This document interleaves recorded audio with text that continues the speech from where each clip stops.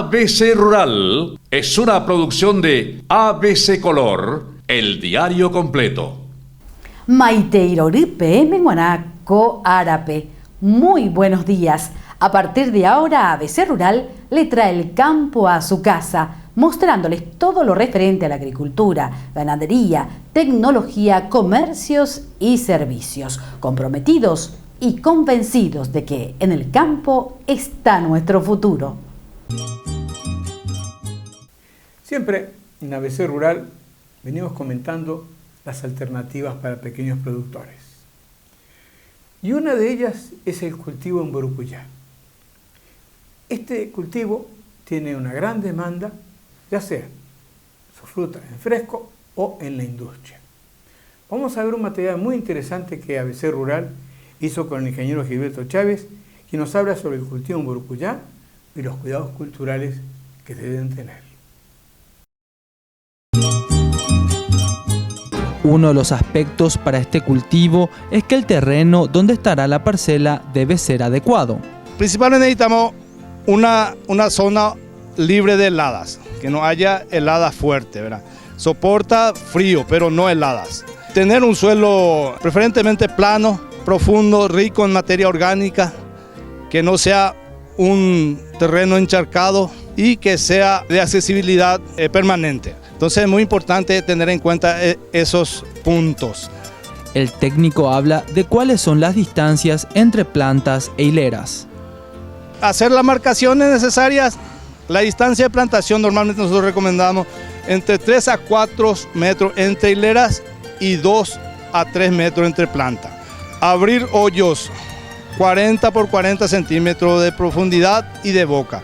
Agregar estiércol de vaca 10 a 20 litros por hoyo, más cal agrícola 200 a 300 gramos y fósforo de 50 a 150 gramos por hoyo, de acuerdo al análisis de suelos. Aplicarlo en el hoyo, mezclarlo bien con la tierra y después realizarlo el trasplante. Es importante realizar la conducción de la planta del Burucuyá. Después del trasplante se debe realizar unas conducciones. El tipo de conducciones que se utiliza más son el sistema de espaldera. También se puede utilizar el sistema de emparrado o parralera que nosotros le llamamos. Hay diferentes tipos de espaldera. Espaldera con un hilo de alambre, con 2 hilos o espaldera entera. El más económico es la espaldera con un hilo de alambre. Utilizar postes de 2,5 metros de altura, de buen porte y de buen tamaño, que sean duraderos.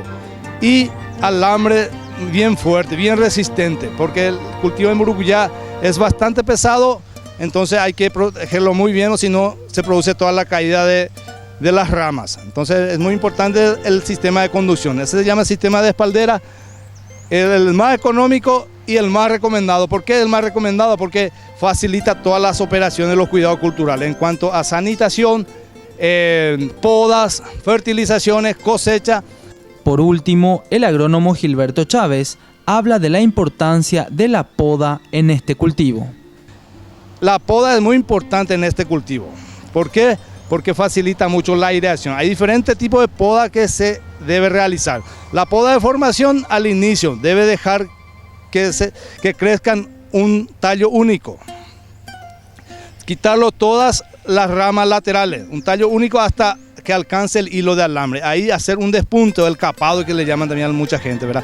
Entonces ahí para que puedan guiarse por el hilo de alambre. Entonces cuando alcanza la otra planta se le realiza otro despunte. Ahí se empieza a bajar como cortina. Entonces para que puedan emitir flores posteriormente. En este punto se le realiza otro tipo de poda, otro despunte para que pueda emitir ya flores. Al emitir flores ya emiten mucha fruta. No hay que dejar que crezcan muchas ramas. Si crecen muchas ramas, hay menos aireación, hay más incidencia de enfermedades y también la fructificación es bastante baja. Cuanto más luz recibe mejor, la fructificación es mucho mayor y la calidad de fruta es mucho mejor. Entonces es muy importante las podas realizarse en este cultivo, anualmente y periódicamente en época de fructificación. La cría de faisanes no es muy común en el Paraguay, pero hay gente que se dedica a eso, como el señor Javier Franco, que en su granja en Pirayú, nos muestra cómo es la cría de faisanes en el Paraguay. Muy buenos días, estamos en el galpón de los faisanes. Este es un sector donde estamos criando algunas de las variedades de los faisanes que son de las líneas ornamentales y algunas de las variedades se utilizan para consumo, ¿verdad? Pero que acá en nuestro país todavía no está muy difundido el tema. Por el momento todavía es muy escaso porque la producción misma todavía no tiene un volumen constante, permanente. Este es el faisán de collar, es el faisán más común y es el que es más fácil de criar. Es un animal bastante prolífico, pues llegan a poner entre 80 y 100 huevos más o menos en la temporada, pues en primavera normalmente se reproducen todas estas especies. Los machos son los coloridos, que utilizan eso para atraer a las hembras. Las hembras tienen un color más opaco, más camuflajeado, vamos a decir, porque en la naturaleza eso les sirve para estar, cuando empollan sus huevos, ellos pasan desapercibidos en un pastizal, por ejemplo. Luego vimos otra variedad de faisán sobre la cual don Javier Franco nos habló. Acá tenemos otra variedad que es el faisán dorado. En este momento estamos viendo que el macho está cortejando a la hembra. El macho es el colorido, ¿verdad? Arriba tiene como una capa, como si fuese un faraón más o menos. Y eso le muestra a las hembras para poder convencerle, ¿verdad? Para poder después aparearse. Estamos empezando ahora la temporada de cría. Hay algunas variedades que ya están empezando a poner huevos. De aquí a un mes más o menos ya vamos a empezar a tener crías de las distintas variedades que van a estar disponibles para la venta. En este momento le está mostrando la belleza que tiene el macho a la hembra. La hembra no le da pelota más o menos, pero son parte del cortejo y del día a día de los faisanes. Y están en unas instalaciones bastante cómodas. Acá este es un plantel de un faisán dorado rojo. Hay un macho y 2 hembras. También conocimos a la variedad denominada faisán venerado. Es un animal muy vistoso también. El tamaño es grande. Se puede utilizar también para consumo, pero normalmente es con fines ornamentales. Un faisán puede llegar a vivir 10, 12, hasta 15 años. Todo depende del cuidado y la alimentación. Y más o menos nosotros tuvimos faisanes de 8, 9 años más o menos que igual seguíamos reproduciendo, porque el desgaste que tiene no es tanto, porque solamente ponen por temporada. En primavera generalmente se reproduce todos ellos. Esta es otra variedad del faisán dorado canario, le llaman, es un color amarillo. También es un plantel de un macho y 2 hembras. Este es un macho joven todavía, por eso no tiene los colores más brillantes de otros que son más adultos que tenemos en otros compartimientos. ¿Cuántos huevos puede llegar a poner un faisán? Dependiendo de la variedad. Hay algunas especies que ponen 20, 30 huevos más o menos de esta variedad. El que más pone es el faisán de collar, que es el más común, que es el más fácil de criar y el que es más económico, vamos a decir. Decimos económico porque las crías más o menos están recién nacidos desde 30.000 guaraníes y un animal adulto está alrededor de 200.000 guaraníes cada animal. Este es el huevo del faisán de collar. Su periodo de incubación es de 23 días. Nosotros recogemos los huevos diariamente y semanalmente vamos cargando en una incubadora, ¿verdad? Entonces la reproducción la hacemos por medios artificiales. Y también se puede criar debajo de gallinas comunes, gallinas finas, hay distintas variedades, inclusive debajo de pavos se pueden llegar a criar los faisanes, sin ningún problema.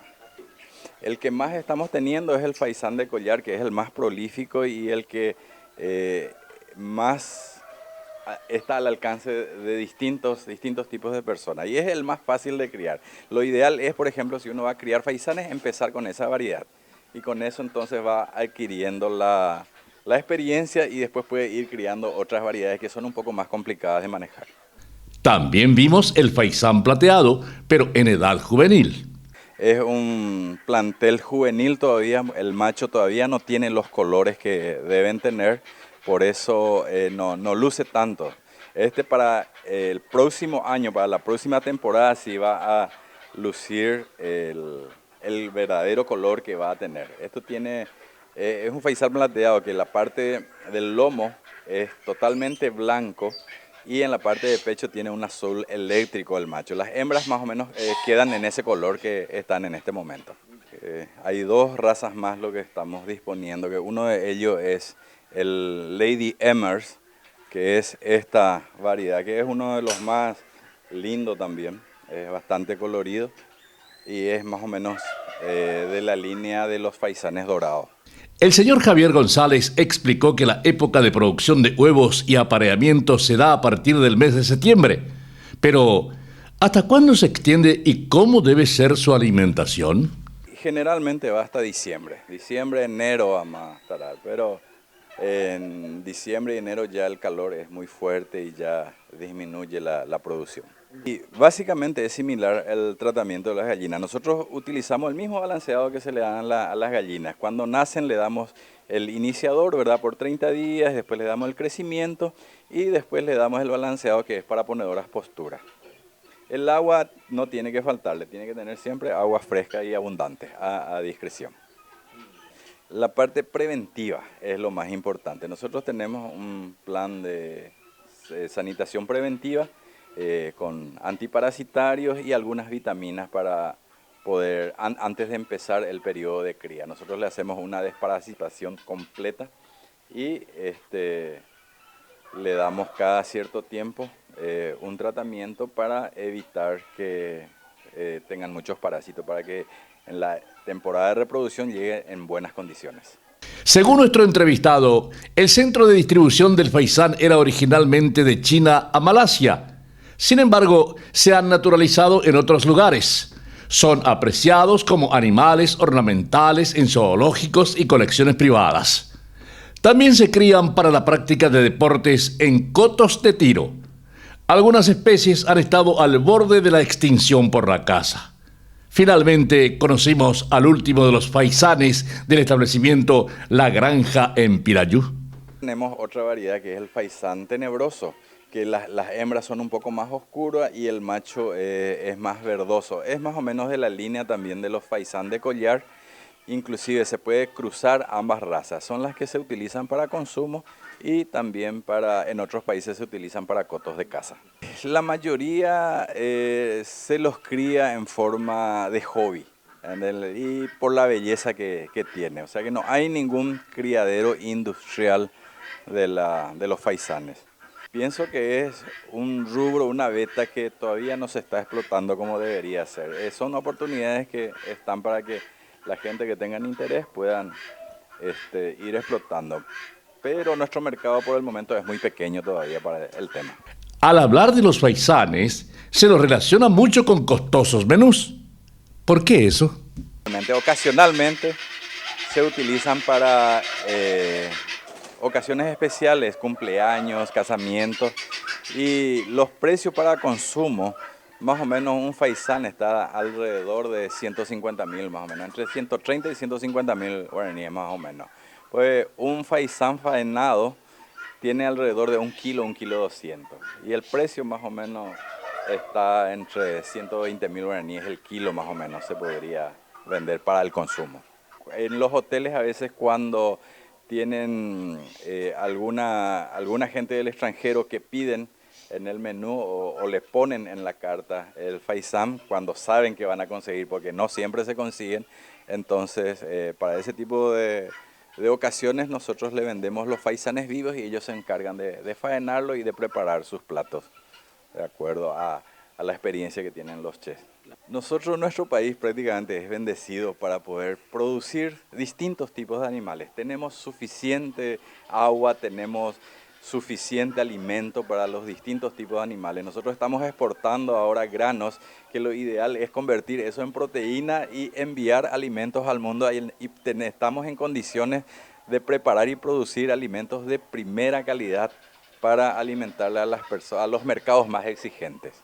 Uno va aprendiendo de cómo es el manejo, ¿verdad? Al principio, como son animales que vuelan y eso se escapan los animales, pero por suerte siempre volvemos a recuperar, que no se van lejos, y ahora las instalaciones adecuamos para en caso de que salgan de su jaula, hay un pasillo de seguridad que está totalmente cerrado. Si salen, no salen del galpón. Si salen de su jaula, quedan en un pasillo que está totalmente cerrado otra vez, o sea que no pueden salir del área donde están. En ABC Rural seguimos insistiendo que es muy importante el cuidado del suelo. Pero hay muchos técnicos que han trabajado en esto. Pero ABC Rural ahora quiere rendir un homenaje especial al técnico brasileño Dirceu Gassen, que es una persona que ha trabajado mucho. Y nosotros queremos recordarlo de esta manera.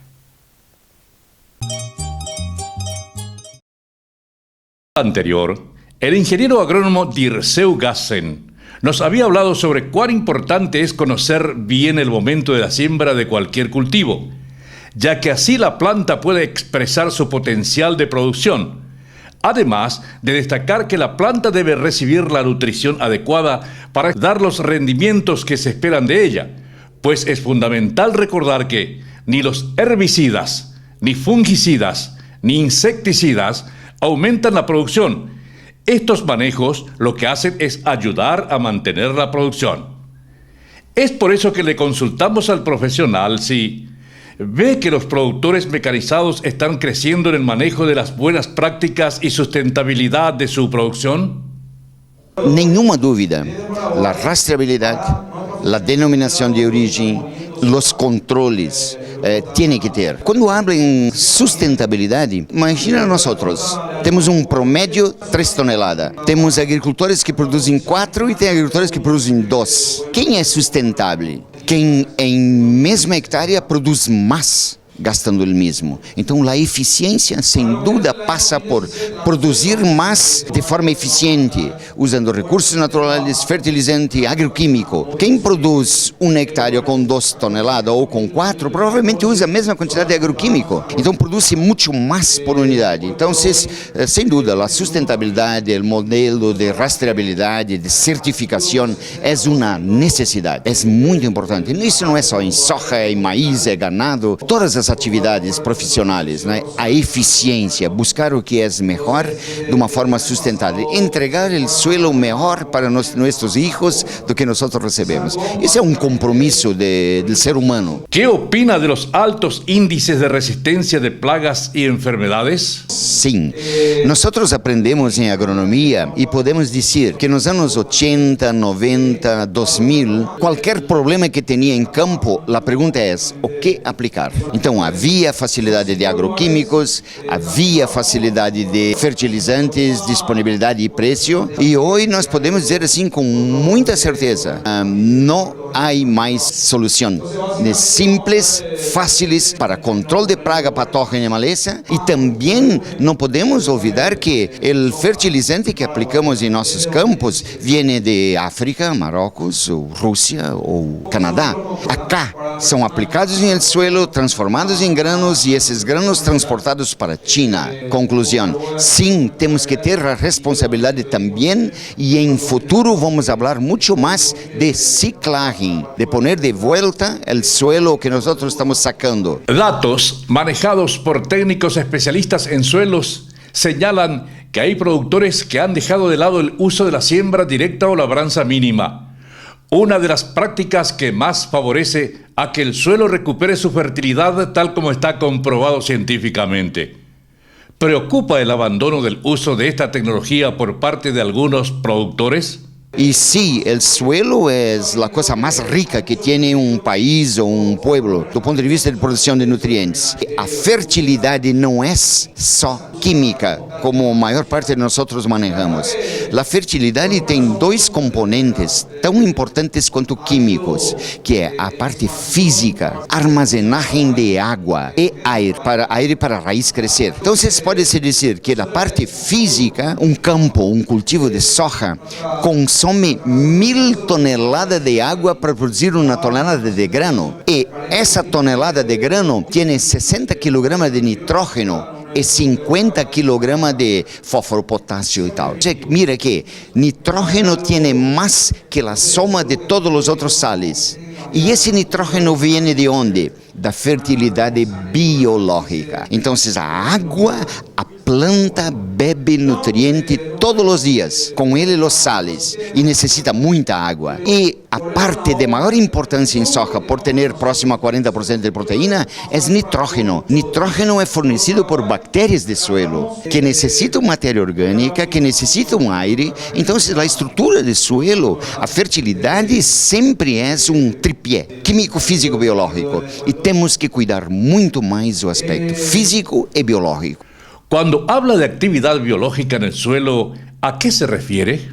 Y actividad biológica en el suelo es carbono, paja, raíces. Entonces el futuro del suelo, sin duda ninguna, después de siembra directa, es cobertura permanente de suelo con vegetación, construcción de raíces y paja, y con eso toda consecuencia positiva de la parte física y biológica. ¿Cuál es su recomendación para los productores, asumiendo que para el año 2020 se estima que seremos 7.500 millones de habitantes?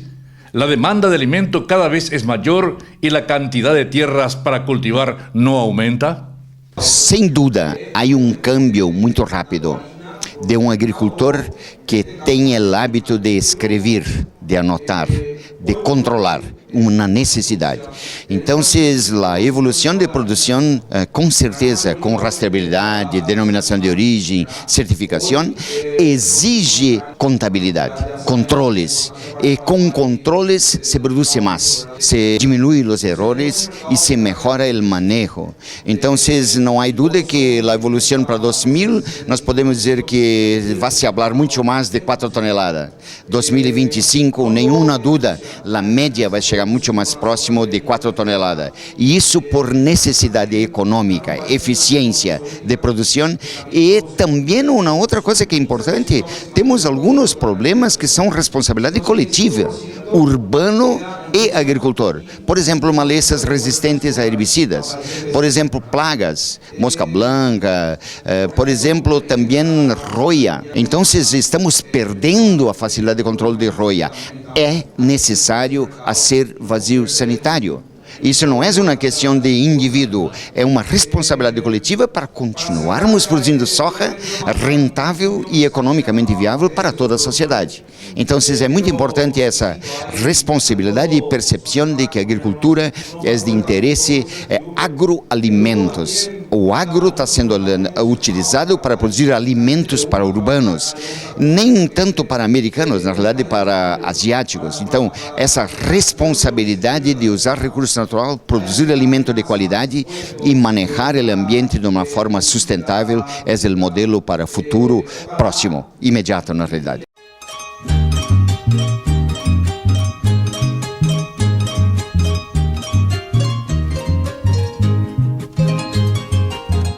Vamos a hablar de algo muy importante que cultiva el Paraguay, que es el arroz.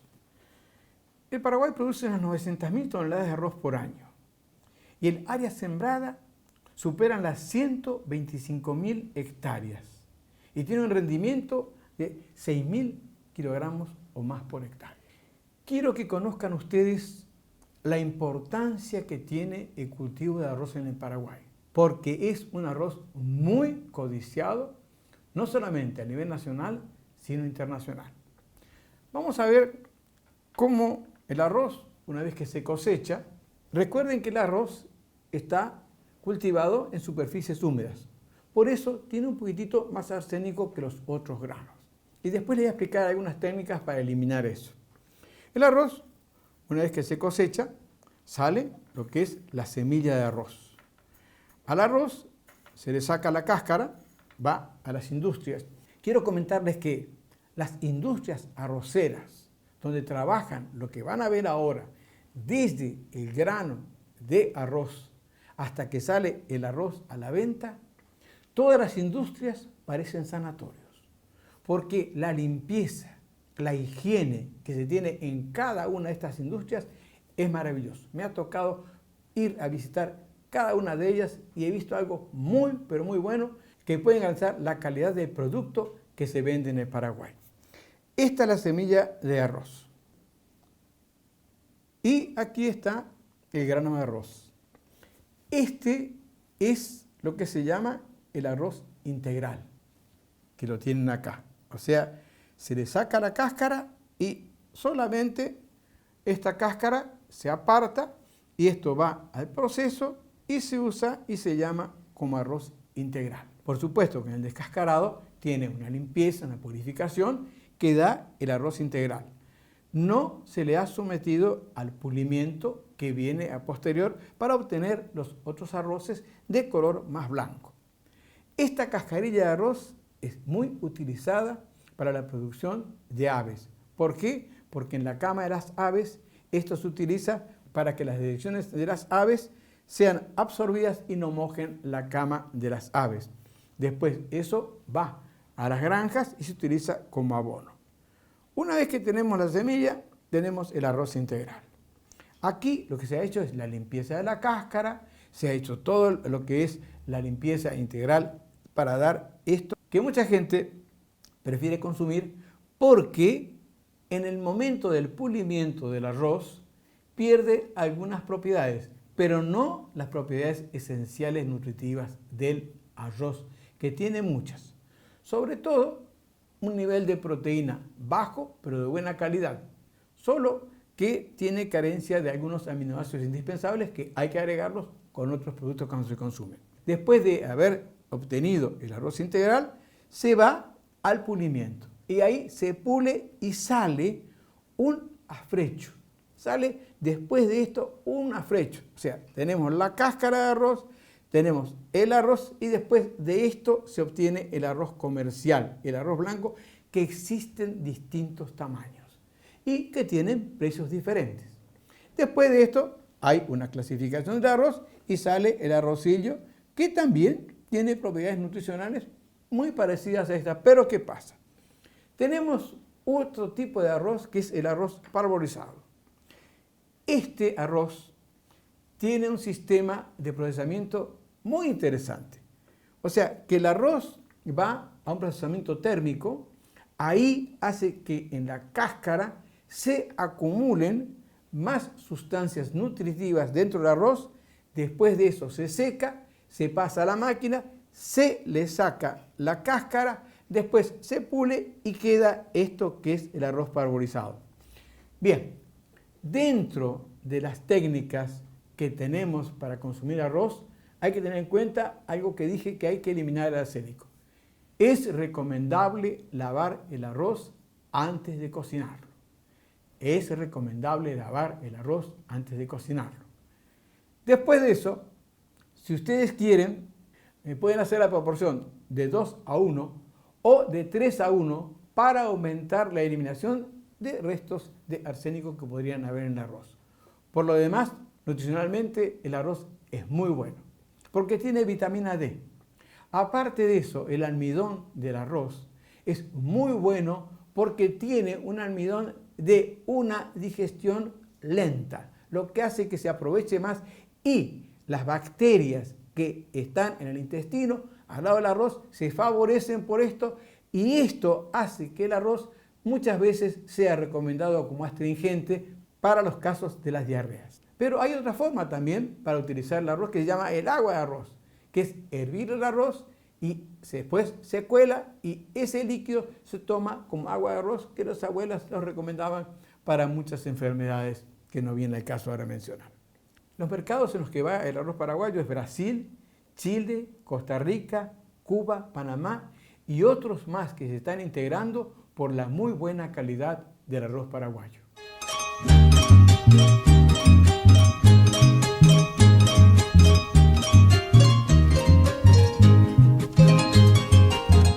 Un tema que ha llamado mucho la atención, no solamente en el Paraguay, sino a todos los que nos ven de una u otra forma, ya sea por nuestros canales o a través del canal de YouTube.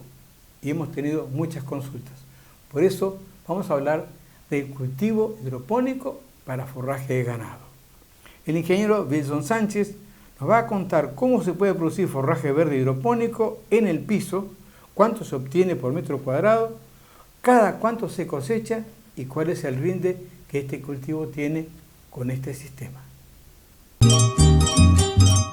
Lograr un forraje de alta calidad nutritiva, palatabilidad y que se regenere rápidamente no es fácil. pues se necesita de buen suelo y clima propicio. Sin embargo, con el sistema de producción de forraje verde hidropónico se puede obtener un producto con las características mencionadas y con una mayor rapidez.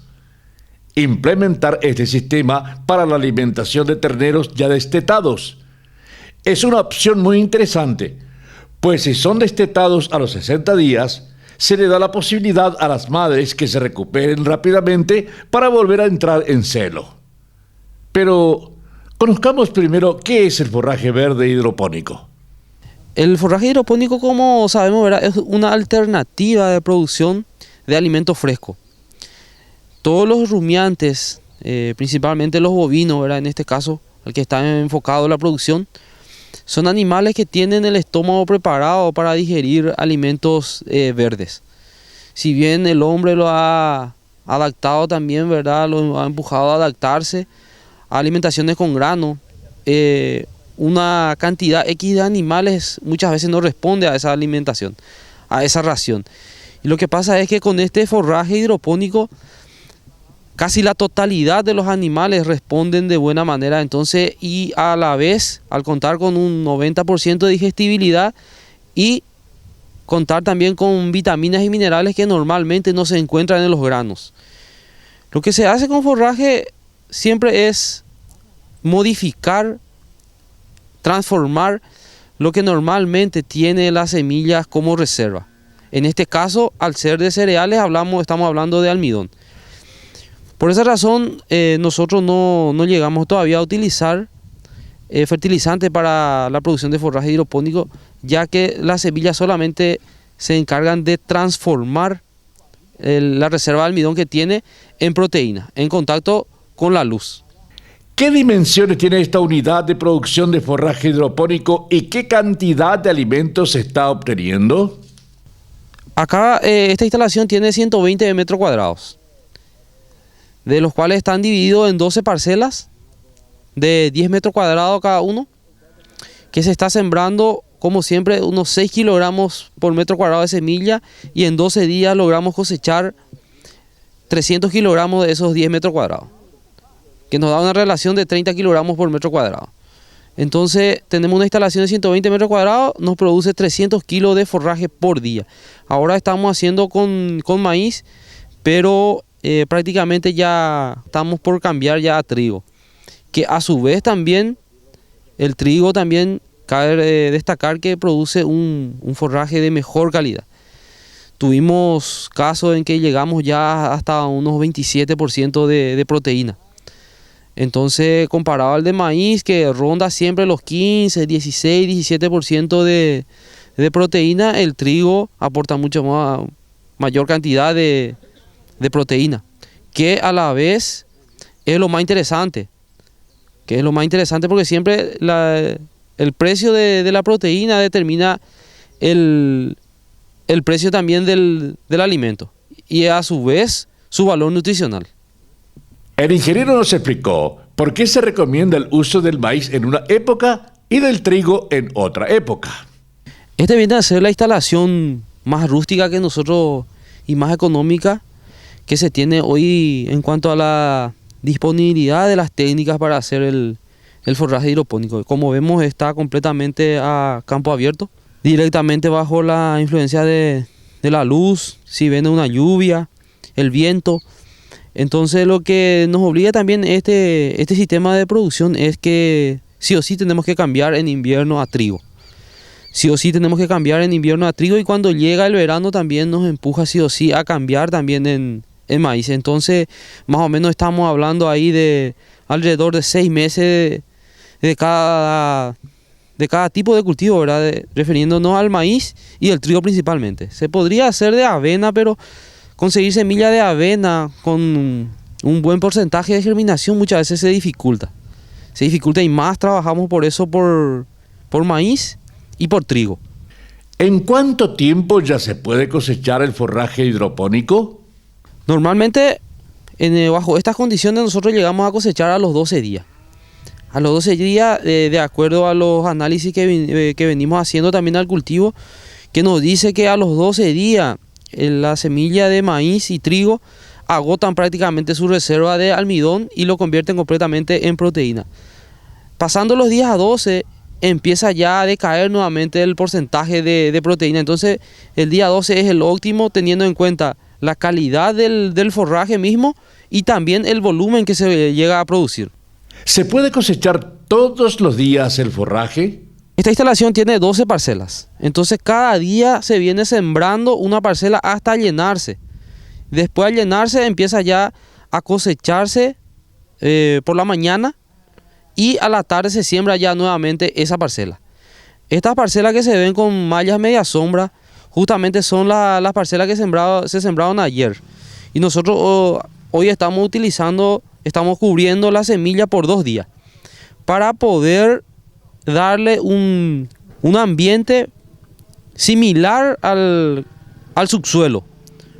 Darle un poco de oscuridad y que la velocidad del viento también no influya mucho. Entonces, para que las raíces se puedan desarrollar como si fuese estando debajo del suelo. Para eso estamos cubriendo con media sombra y también nos ayuda de repente si viene una lluvia torrencial para que no se deslicen las semillas. Nosotros al hablar de forraje hidropónico siempre hablamos, ¿verdad?, de que cierta hora nomás estamos utilizando agua. No todo el tiempo la semilla tiene que estar en el agua porque de lo contrario se pudren. Entonces la pendiente es muy interesante para poder drenar el agua que viene del riego. Porque si nosotros nos quedamos con mucho tiempo con agua, ahí empiezan a pudrirse ya las semillas. Porque el maíz es diferente al arroz, por ejemplo. Tiene que tener una buena oxigenación para que se pueda desarrollar. ¿Qué características debe reunir el agua de riego para este sistema de producción de forraje hidropónico? En cuanto a la calidad, el agua que nosotros utilizamos es agua potable, normalmente que podemos obtener del pozo. En algunos lugares también se puede extraer todavía agua potable de manantiales, de repente si se cuenta con algún manantial. Y nosotros lo que hacemos es también añadirle un poco de cal para poder utilizarlo como fungicida y bactericida, y a la vez nos sirve también como repelente para insectos. Ahora a campo abierto, por ejemplo, la frecuencia del riego sí es diferente que en estantería o en invernadero o en el piso, porque nosotros utilizamos el agua como estabilizador térmico. Entonces empieza a la mañana con una frecuencia de cada media hora. A medida que el sol va calentando, entonces también la frecuencia del riego llega al mediodía, por ejemplo, cada 15 minutos. Y en horas de la noche, cada 2 horas. Finalmente, el ingeniero nos mostró el alimento terminado y listo para ser suministrado a los animales. Al cabo de 12 días nosotros llegamos a obtener ya prácticamente de esa semilla que nosotros habíamos sembrado, ya tenemos ya una masa verde en la cual, así como venimos diciendo, el almidón ya se convierte ya en proteínas y vitaminas que normalmente no se encontraban en el grano con el proceso de la fotosíntesis. Es importante, así como siempre venimos aclarando, ¿verdad?, la pendiente, para que se pueda drenar, para que no se quede encharcado nuestro piso, para que se pueda oxigenar también las raíces. Este color blanco prácticamente es el color que tiene que simbolizar prácticamente el que está bien nuestro forraje hidropónico, que tiene la cantidad de agua necesaria y el periodo que queda sin agua, que también es óptimo. Esta parcela está con 11 días, solamente que viene un poquito retrasado ahora con este cambio climático que viene, que ya hace ya mucho frío y entonces ya se retrasa ya el crecimiento del maíz. Ahora nosotros ya teníamos que estar haciendo ya con trigo, justamente por la disponibilidad de semilla, nomás estamos haciendo todavía con maíz. Los pequeños productores necesitan asistencia técnica, crediticia y comercialización, puntos fundamentales para que los programas de los pequeños productores tengan éxito.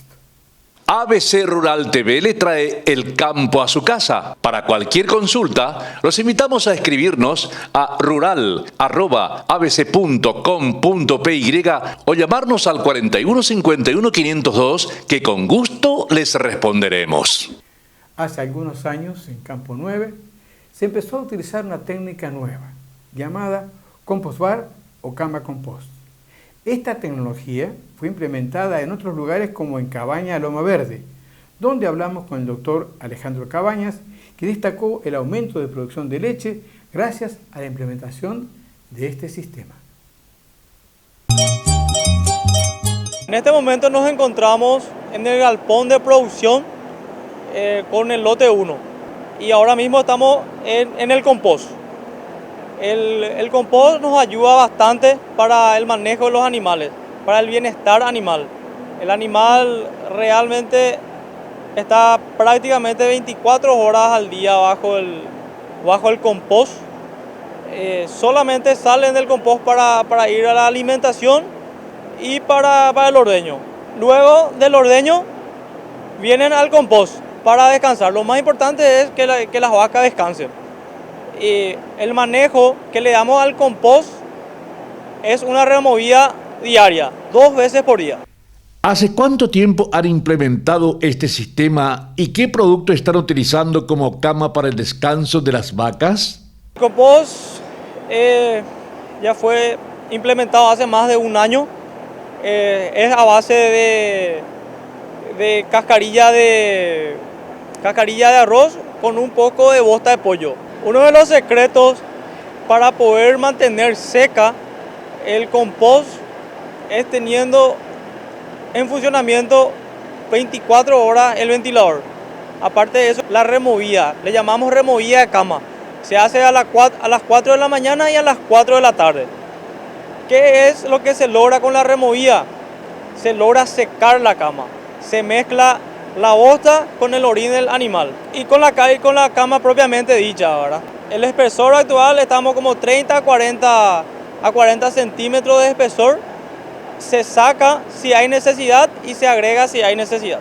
El doctor Cabañas nos habló sobre la importancia de una temperatura adecuada dentro del galpón para el confort de los animales. Lo ideal es que en el galpón de producción con manejo de compost que la temperatura sea por debajo de los 25 grados. Vamos a hacer una pequeña demostración de lo que es la temperatura afuera y lo que es la temperatura abajo del compost.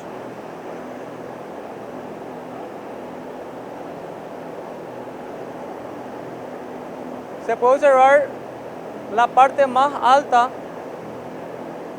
del galpón con 37.4 grados centígrados. Bajo el cielo raso, 32.7 grados centígrados. Y la temperatura del ambiente, estamos 31.6 grados centígrados. Y la temperatura más baja en la cama, 28.3 grados centígrados.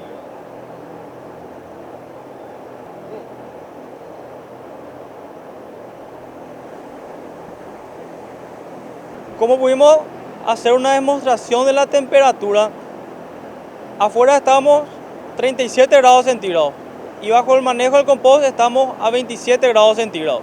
¿Cuáles son las principales ventajas que se han reflejado en los animales gracias a la implementación de la cama de compost? Gracias al uso del compost estuvimos viendo muy buenos resultados.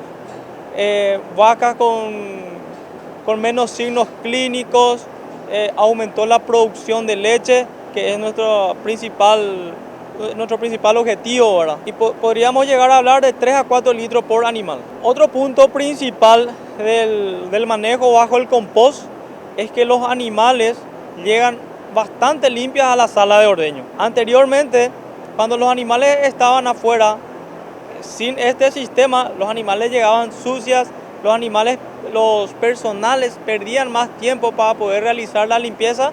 Ahora se usa menos cantidad de agua, hay menos animales con mastitis, los animales descansan. Se puede decir que los animales descansan y que están en su zona de confort.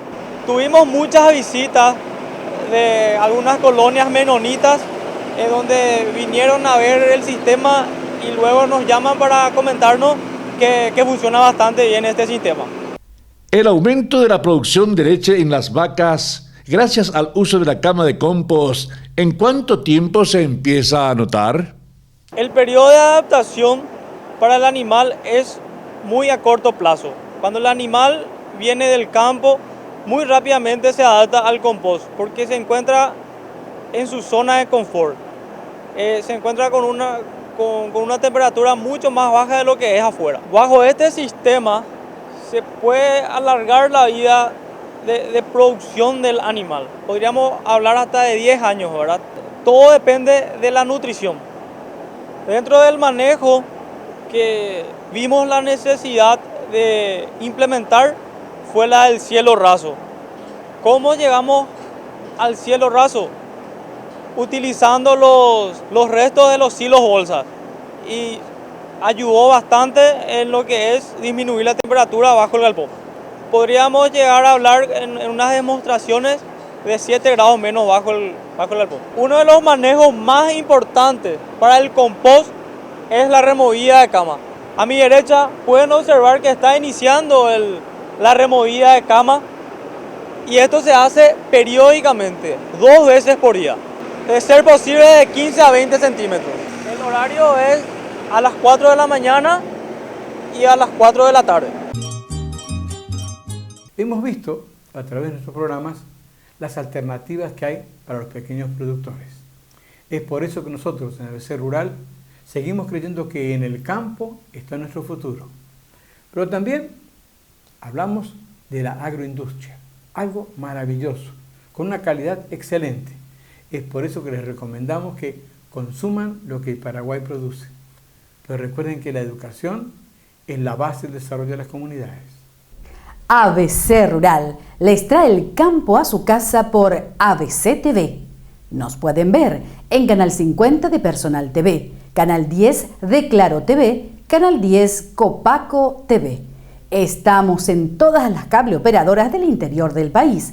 Además, cruzamos la frontera y ya llegamos a Formosa, Argentina, en el Canal 50 El Colorado, Canal 52 en Villafañe y Canal 34 en Río Negro. También seguimos en Canal Agrotendencias, que se emite en Venezuela y todo el Caribe.